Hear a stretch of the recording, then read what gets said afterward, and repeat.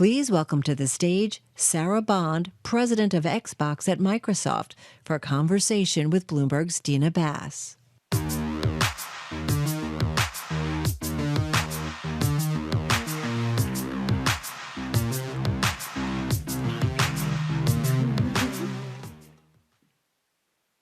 Sarah, thank you so much for joining us today.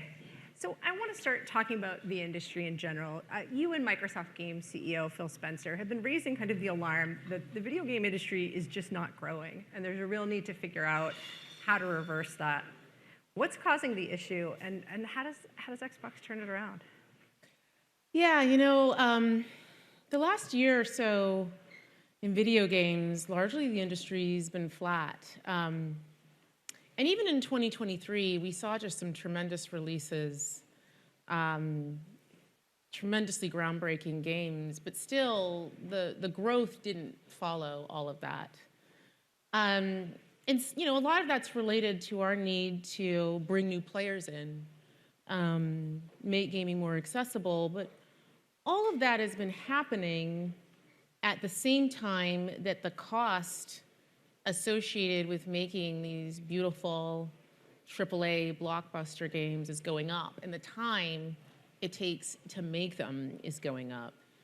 And so much of our focus as Xbox is about how we do things to help the industry all up, while also ensuring that our brand, everything that we do is there through this moment of transition. Related to some of the trends you're identifying, earlier this week, Xbox announced the shuttering of 4 game studios. I know you're not the studio's chief, but how should gamers understand that move in terms of Microsoft's commitment to developing innovative exclusive games? Yeah, it's always extraordinarily hard when you have to make decisions like that. I'll go back to what I was saying about the industry, and when we looked at those fundamental trends, we feel a deep responsibility to ensure that the games we make, the devices we build, the services that we offer are there through moments, even when the industry isn't growing and when you're through a time of transition. And the news we announced earlier this week is an outcome of that. And our commitment to make sure that the business is healthy for the long term. But that said, our commitment to having our own studios and working with partners to have games large and small, we're a platform where you can play GTA, but you can also play Power World, where you can play Call of Duty, and you can also play Pentiment. That doesn't change. And frankly, our commitment to Bethesda and the role that it plays is part of Xbox in everything we do. It's actually been pretty fantastic. I don't know if you've gotten a chance to check it out. The Fallout TV show was on Amazon, and it's been great to see people fall in love with that universe, but also what it's done for the games themselves and people going back and exploring everything that's inside of that. There's some other great things that are coming from our studios later this year. Indiana Jones and the Great Circle. I was a big indie fan growing up. Looks like you were too. So you should check that out. But really right now for us and our teams, our focus is on the people impacted and doing everything that we can do to help them through this hard transition. I think one of the things that was most upsetting both to Xbox gamers and to employees is that one of the shuttered studios in particular just created a hit game, did really well on Game Pass in terms of engagement, and won a ton of awards. Shouldn't succeeding in that way ensure the future of a studio? One of the things I really love about the games industry is it's a creative art form. And it means that the situation and what success is for each game and studio is also really unique. Like there's no one size fits all to it for us.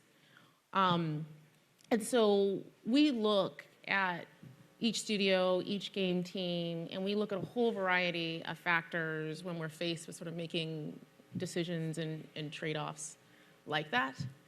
But it all comes back to our long-term commitment to the games we create, the devices we build, the services, and ensuring that we're setting ourselves up to be able to deliver on those promises. Talking further about growth, I mean, one of the key focus areas for Xbox in terms of growth, and this was also one of the key bets in the Activision acquisition, was mobile. What's the Xbox plan for future mobile gaming, and when can we finally see it?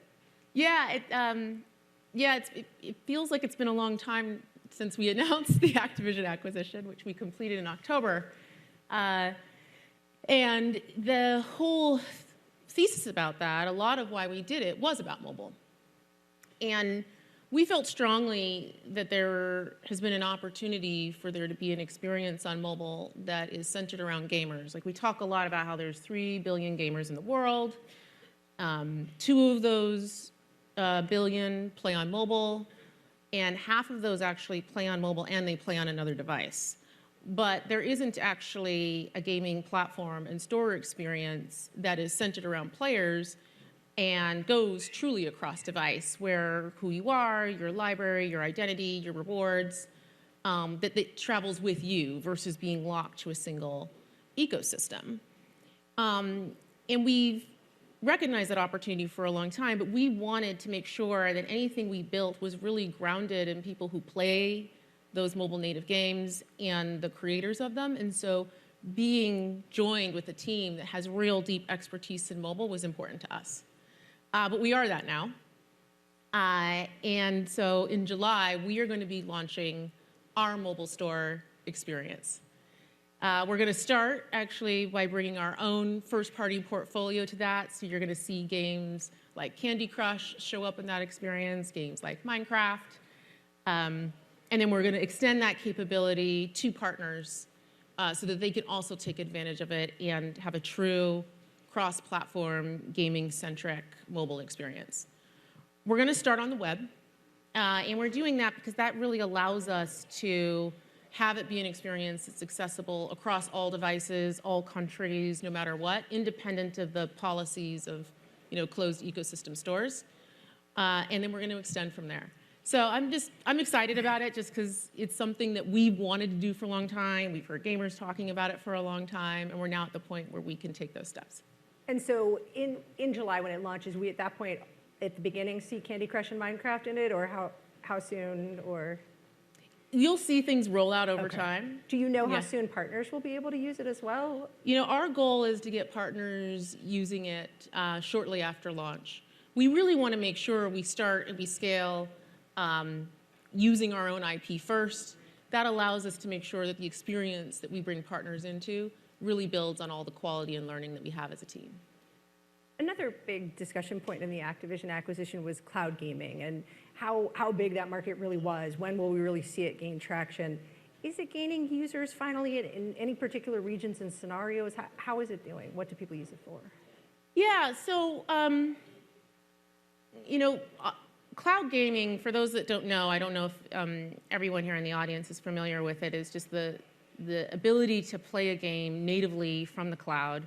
So you don't need to actually have a piece of hardware in your home, and you can experience something that's AAA Xbox gaming on any device, regardless of the local compute that you have. And we have been investing in that for some time because we really believe that opening up sort of these beautiful immersive experiences to more gamers is important for industry growth, for developers, and we know people want to play those experiences. And we're seeing tremendous growth there. We have more demand than supply in that area, and you'll see us rolling out more capacity, introducing more options for people to jump in and play on the cloud. And is it growing faster than the overall market? We were talking about the market itself is down. Where is cloud gaming? It is growing faster than the overall market, really bringing in new players and growth for us. So it's an area where we're investing more and we're excited about. Earlier this year, Xbox announced for the first time that it was bringing a slate of Xbox-developed games, Xbox-exclusive games, to rival platforms, to Sony's PlayStation, Nintendo Switch. That obviously was a big change. It was a little bit unsettling for some of the Xbox hardware fans, but how is it going so far? Do you have any data about how the games are doing? Do PlayStation gamers really want to play Sea of Thieves? It's early days yet, so I don't have specific data to share, but we are really encouraged by the reception of our games. And one thing that I think it's important to note is, as Xbox, we've been putting games on other platforms for a long time. Minecraft is available pretty much universally. The teams at Bethesda have had games on other platforms. The teams at Activision, Blizzard have games on other platforms. And so it's a decision we just make on a game-by-game basis as we move forward and continue to execute on our strategy. At the same time, we've talked about mobile, we've talked about cloud. Of course, Xbox itself's heritage is in console. And, the energy around the console right now is a little challenged. Many of the hardcore long-term customers are worried. They're worried about the release on other platforms. They're worried that that may indicate that Xbox is defocusing its own hardware. What do you say to them? How do you make them feel like Xbox is still for them? Yeah, first, the worry that I see is happening across the industry, and I think is a lot of what we're seeing, just industry all up. But specific to core gamers, my focus has really been on engineering and building that next generation hardware experience that really, really taps in to their needs. I talked about this a little bit publicly a few months ago. I talked about how our focus is on delivering the biggest leap ever. And that's about really thinking through every aspect of what that hardware and what that experience delivers with the core gamer in mind. And that is about power and performance. That's absolutely part of it. But it's also about the ability to be able to play all of the games. We have people who have been playing on Xbox for decades, have invested thousands and thousands of dollars and hours with us, and to be able to take all of those games with them into the hardware of the future. So one of the decisions I made when I came in and became president of Xbox was to establish a team dedicated to that, to game preservation and ensuring that future generations, future iterations, that you get to take those things with you forward. The next part of that is saying, okay, I get to bring those games with me, I'm invested in those games, I get an incredible high performance experience on my console, but also continuing our commitment to make sure that gamers can bring their games with them wherever they want to play. That my Xbox library is something that can go with me and that I can enjoy with others. So our long-term commitment to cross-play is part of that, and our commitment to cross-progression and cloud saves, so you can pick up on one device and you can play on another, is part of that. And also our investments in cloud gaming, which you referenced earlier. A lot of those who use cloud gaming are people who own a console. They're just, they want to play it on another device and go somewhere else. So that's the second piece. And then the last piece is about Game Pass. We know our core users love Game Pass. Game Pass is a gaming subscription. You get a whole portfolio of games, but importantly, you get every single one of our games that we build day one in Game Pass. And the quality and the breadth of those games has only been going up over time, and you're going to see some more really big games going into Game Pass later this year. From Activision's portfolio? Across the whole slate. Across the whole slate. You're going to see some really amazing things. And keeping that as something that is really special for Xbox players is central for us. A lot of the focus at this conference today has been AI. But AI for gamers is a little different than we talk about AI for the enterprise or for healthcare.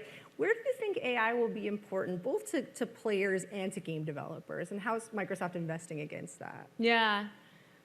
I didn't hear all the talks today, but I think we can all confidently say that we are right at the beginning of what AI means for us as a society and for businesses in general. And that's absolutely true in gaming as well. For us, we take our responsibility around AI as Microsoft very seriously and being really, really thoughtful about what we do. And as Xbox, there's something really unique about being a gaming company that is part of a major AI company. And so all of our focus within our team is about how we ensure that gaming AI is really crafted in a way that delivers unique and delightful experiences to players, and adds real value for developers. So there's three things we look at as part of that. The first is around developer velocity. How do we give developers tools to make it easier for them to realize their creations, to speed up iteration cycles, and also, frankly, to make it easier for people who may not have as much in-depth training on game development to build a game? We know that with that, there's just going to be a huge proliferation of gaming content and options out there. So that leads us very naturally to the next layer where we're investing a lot, which is around discovery and making sure that people can really be matched with the game experience that we know that they'll love, and that a whole range of creations can be discovered from the biggest games, but also from something novel and new that you may not have intuitively known to look for, but you're going to love if you experience it. And then the last piece is around the actual experience in the game. Engagement, delight, playing through and having a fun time, not getting stuck, all the things that come with that, so that you can get really the most out of the game experience. So we are early in this. As I said, you'll see us share things, and things will come out during the course of the year. But our focus just really continues to be on keeping player at the center, keeping the developer at the center, and how AI turns up in gaming. Xbox President Sarah Bond, thank you so much for your time. Thank you.